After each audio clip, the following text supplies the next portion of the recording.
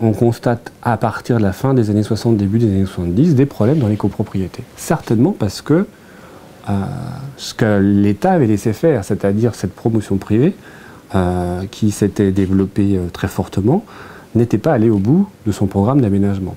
Les équipements étaient relativement faibles et surtout, ce qui devait avoir lieu dans le schéma directeur d'origine, c'est-à-dire la desserte par une autoroute, la 87, n'a jamais eu lieu.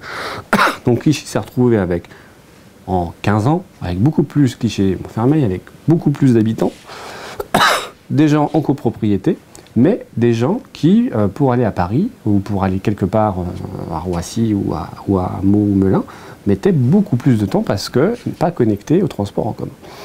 Et au fil des années 70 et 80, les classes moyennes vont partir. Il ne faut pas oublier que Madame Pompidou et M. Aznavour avaient acheté des appartements au Bosquet. Enfin, quand vous voyez les images des Bosquets dans les années 90, on voit tous les cas qui a pu se produire. Enfin, c'est assez extraordinaire de le savoir.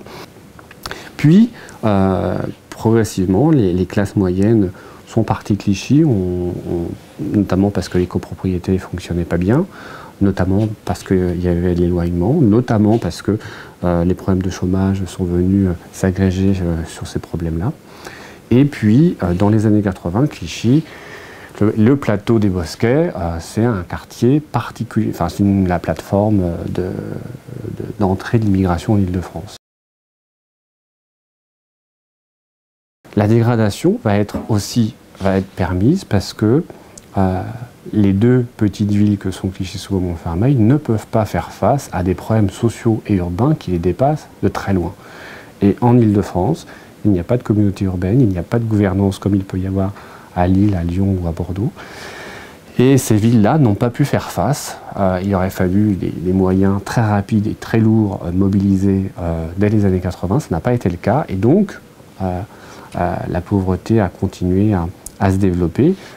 Des problèmes sociaux, et c'est ce qui a souvent fait parler de Clichy, des émeutes ou des événements violents qui faisaient parler dans la presse du plateau et des deux villes en général, se sont développés. Et alors, on se retrouve dans les fin des années 90, début des années 2000, avec un programme de l'Agence de rénovation urbaine, avec l'Agence nationale de rénovation urbaine, évidemment, qui est très très fort.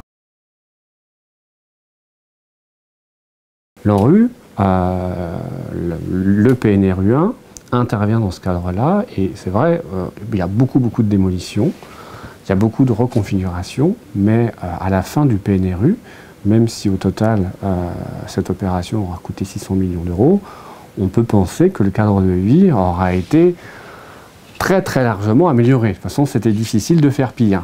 Très largement amélioré, et on peut trouver que l'action de l'agence à ce titre-là a été positive, sachant que l'agence est on ne peut pas dire une banque, pas exactement, mais l'ANRU apporte une subvention. Qui fait le projet? C'est bien les collectivités locales, avec leur savoir-faire, avec leurs ressources et avec leur vision de que doit être ce quartier après.